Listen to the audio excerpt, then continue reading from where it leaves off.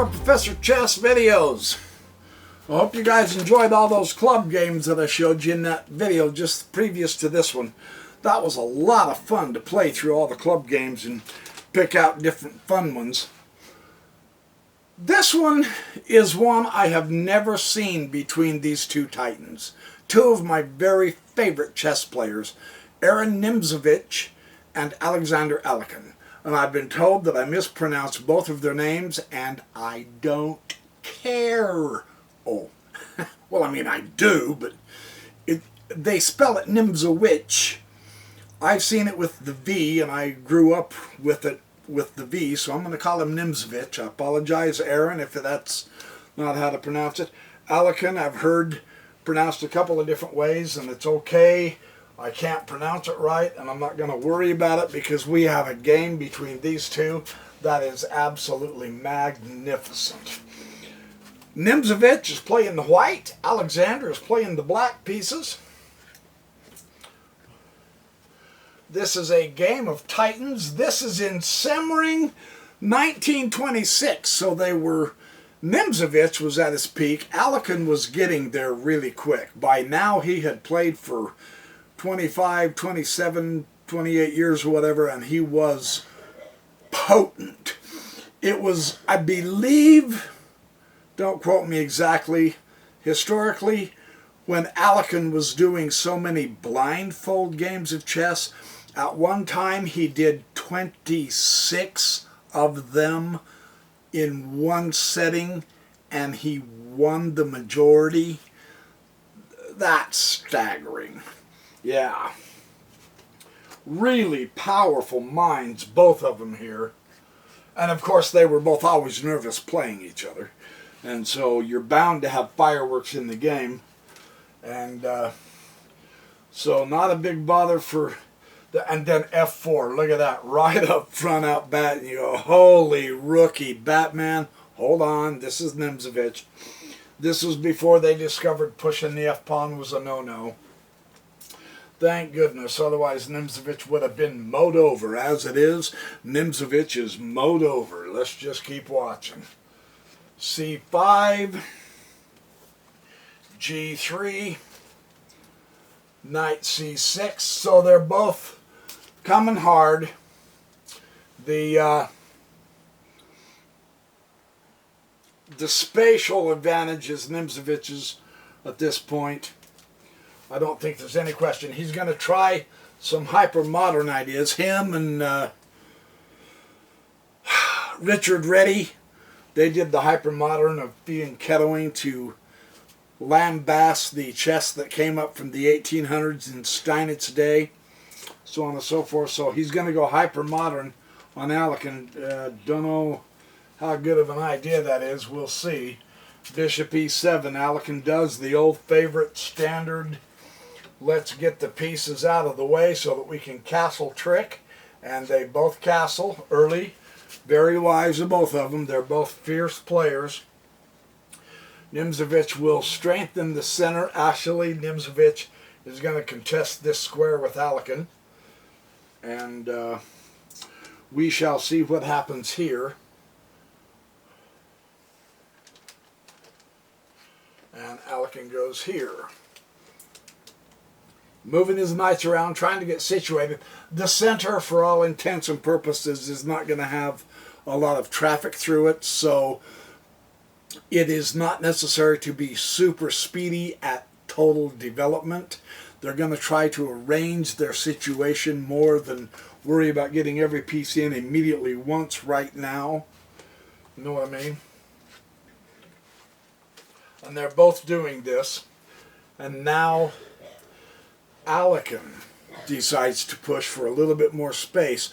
What he wants is he wants the initiative. He's saying, look, I'm going to get the initiative, and that's just the way it is. So move 11, move 11. Hang on, I'll be right with you. Got to make sure my voice works.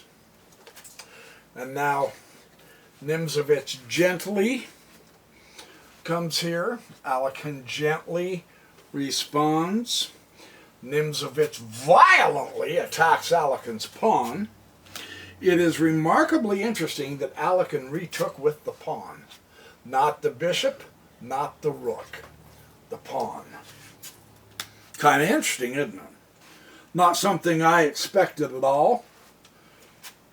And now Nimzovich is going to reposition, as is Alekhine going to reposition their knights. He's going to try to develop another piece in. Alekhine wants to make sure that he at least keeps an eye on this side because his king is a little bit loose. It was real interesting that he responded by taking that with the pawn. I thought that was quite interesting. Here comes Nimzovich to the side. Alekhine is going to make sure his king is not alone. Nimzovich finally gets the full development to connect the rooks. You notice eventually, once they get everything situated, they both have all of their pieces in this. That's worth noticing. Bishop d2 and queen to c7. Alekhine is going to do the same thing. And now the queen is going to come to f2.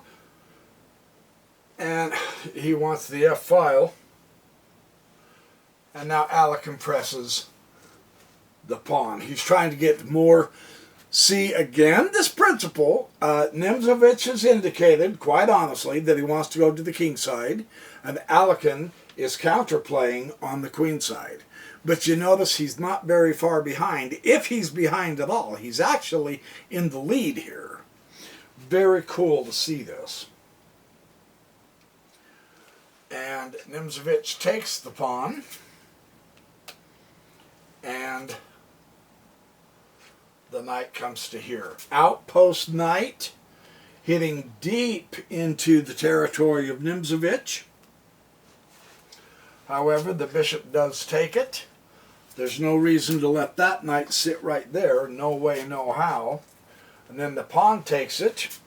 Rather than taking the pawn back, Nimzovich puts his queen up here with the queen-bishop battery. He's going to persuade Alekhine, perhaps try to leave his bishop home, so Alekhine comes to here instead.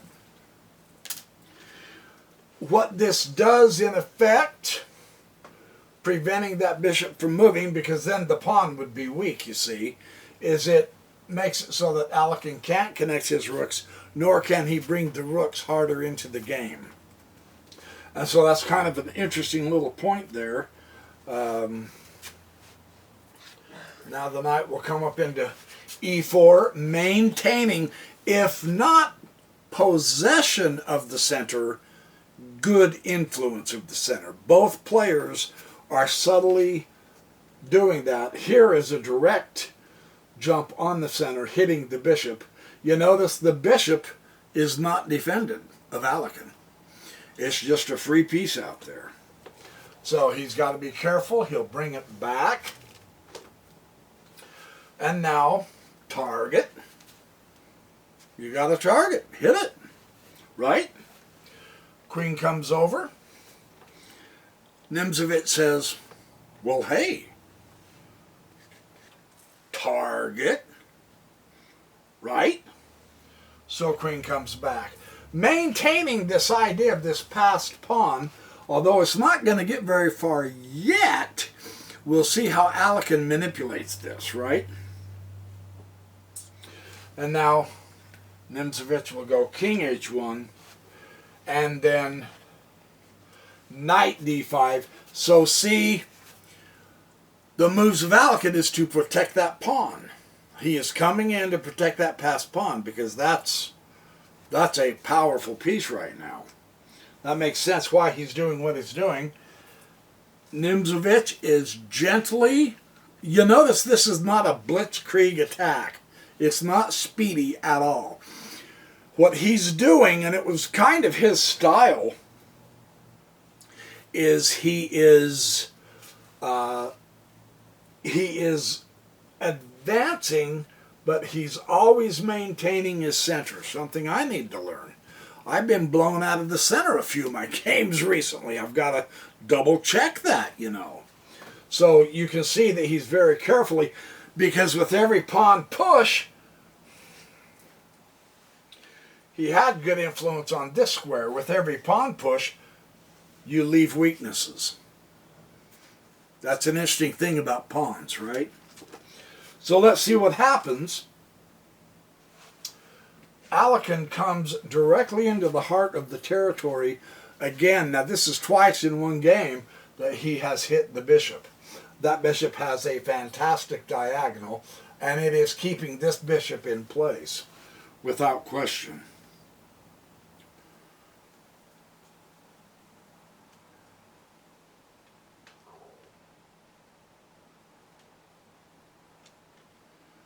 Now therefore, okay. The rook grabs the file. I mean, that's an obvious feature, and it is one of the pillars of Aaron Nimzovich's My System, truly. And he takes time here to get the king off of the G, and now the bishop, now they're beginning to slowly rearrange. He's trying to rearrange it so that he can attack, and he's trying to maintain it so that from a distance he's got cover. He's going to try to keep him back here instead of come up here. It's a slow struggle at this point.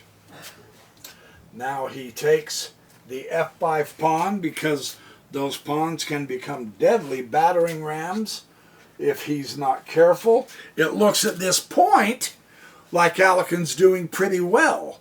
Nimzovich's attack does not seem to be getting off of the start very fast. So this is good for Alekhine.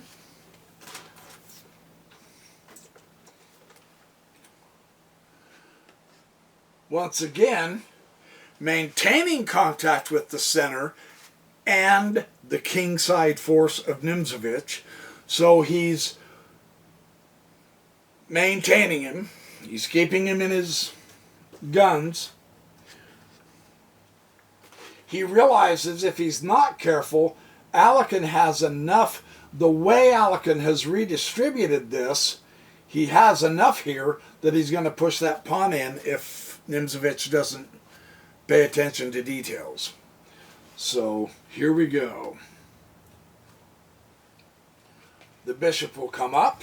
Finally, the rook here was helping keep the bishop in. But this bishop has moved off now. So the battery is not there for this piece. Once Nimzovich does here, now this bishop can get out, and Alekhine hurries and gets him out very fast. Well, the pawn will fall. He couldn't help that, but he got his bishop out, and now Alekhine can connect his rooks. So now, at this point, the commentary was, and he's going to pin this knight to the queen, which is pinned to the king, so this is dangerous for Nimzovich. And they're saying at this point, Alekhine's got the, he's got the initiative. So how does Nimzovich handle this potential huge problem that's just about to rear its ugly head? First, he finally gets his final piece into this, doubling his rooks on the E file, and Alekhine comes back to D5 with his knight hitting that rook, and the rook is going to come over, possess the file, but at the same time hit the knight back, so they're kind of swapping back and forth with targets, aren't they? And now the knight comes to here.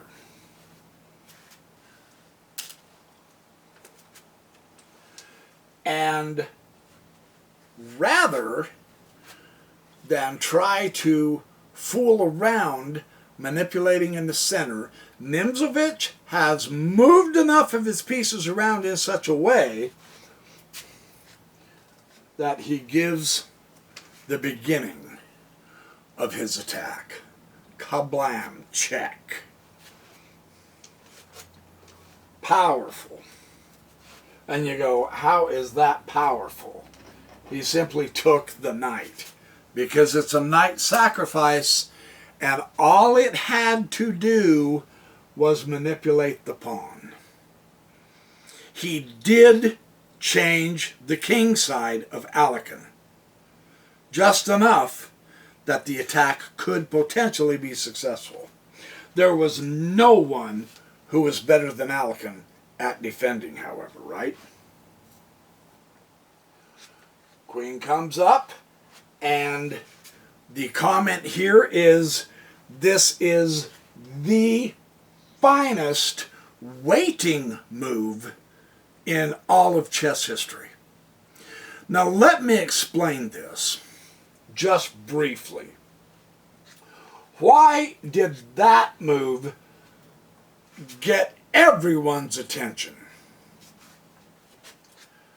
Because anyone with half of a chess brain is going to see, let the attack begin already. Let's get in there. You can take a pawn next, you can jump in.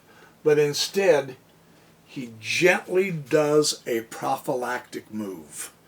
And that is the move that puts Nimzovich in the driver's seat. And let's watch how. This is absolutely stunning. And it's not flash dash lightning bolt stuff, but you have just seen one of the best, you have just seen the beginning of one of the coolest attacks against Alexander Alekhine ever carried out. True story. It is masterful how patient Nimzovich is here. Yeah? It is the decisive waiting move. And Alekhine knows it. Because he's saying, oh man, I have to get both my rooks into here. But I have to make sure my rooks are on the correct ranks to block Nimzovich's attack. So they're both looking several moves ahead of the game, right? In the game, right? Alekhine was not expecting that waiting move. He was expecting the attack to begin. Now that he saw the waiting move, he saw what the effect was going to be, he brings his rook up. And now it's time to get this little baby over here. Now he needs his whole army. Really interesting, because why attack with just a queen instead of the queen going over and in with the pawn? Why attack with just a queen when you can attack with a queen, a rook, a knight, and a pawn? That makes much more sense, right? So that's why the queen move was such a fantastic waiting move. Okay, here we go. King comes to g7. Bishop masterfully comes to c4. Now he has a two-angle thrust toward Alekhine. Yeah. Now it's getting tense. Alekhine's going to block. He says, okay, so far, so good.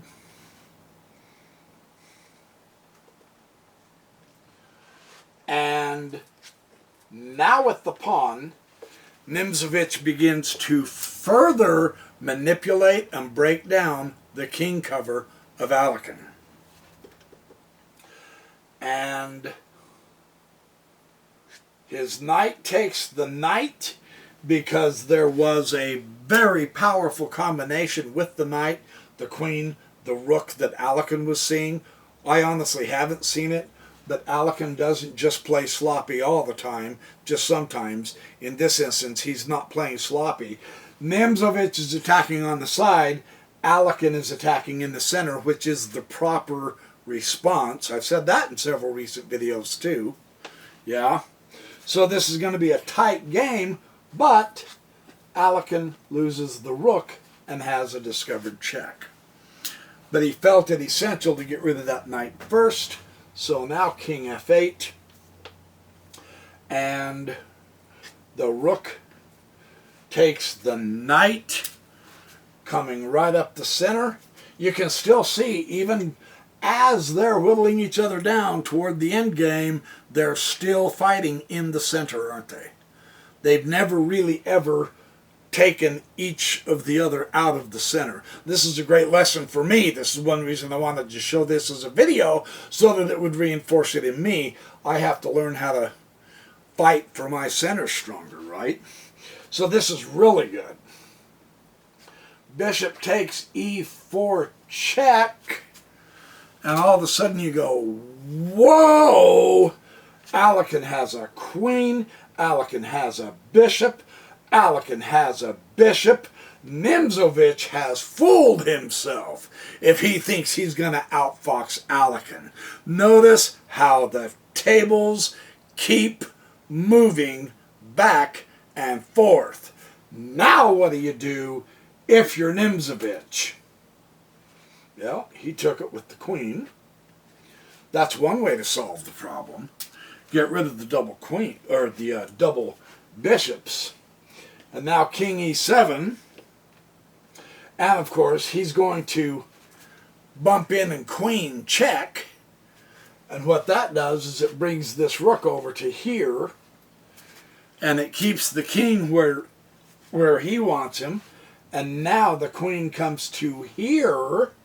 He's slowly building a net around him. Alekhine knows it, and so he says, okay, my best defense is a good offense at this point, and I really need to get these queens off the board. So that is what Alekhine is trying to do, and Nimzovich comes here, check. Whittle him down, keep the initiative. What do? Well, you got to get out of the way of check first. Then,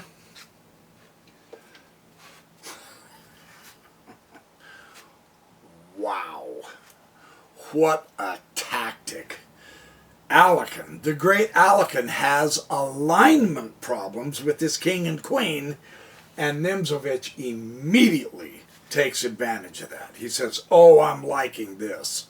Yeah, I am really liking this. Well, the bishop can jump into there, but so can the queen. And so the rook can come to here to threaten the queen, and Nimzovich puts the final touch on it. And that is where Alekhine resigned. Right there at the end, one of the most beautiful, simple, and yet deadly effective pins happens. And Alekhine resigned at that point. So Aaron Nimzovich was at least the, if not the second, he was the third strongest player in the Alekhine era. He was probably behind Alekhine and Capablanca, but that's how strong Nimzovich was. And these two, of course, went back and forth and back and forth. Later on, Nimzovich was just being wiped out by Alekhine, and he lamented that Alekhine not only had all of the Grandmaster games memorized, of every one of them in their era, but he just played with them. He was toying around. He was so good. But in 1926, Nimzovich got one. And they went back and forth their whole lifetimes. They were, they never became enemies like Alekhine and Capablanca. Nimzovich never, ever quite reached to the point to where he could challenge the world champion, either of Capablanca or of Alexander Alekhine. But he was riding on their coattails in strength and power. So anyway, there's your chess video, there's your chessercise I haven't said that word for quite a while. I used to say it all the time in my much earlier videos. Let's chessercise today. It drove my critics nuts, and it probably amused my followers. So anyway, there is your chess video. Remember, be good, have fun, do well. Be thankful, be grateful, be friendly. Have a great day, and I will, and I am so not kidding, see you in the next Backyard Professor Chess video.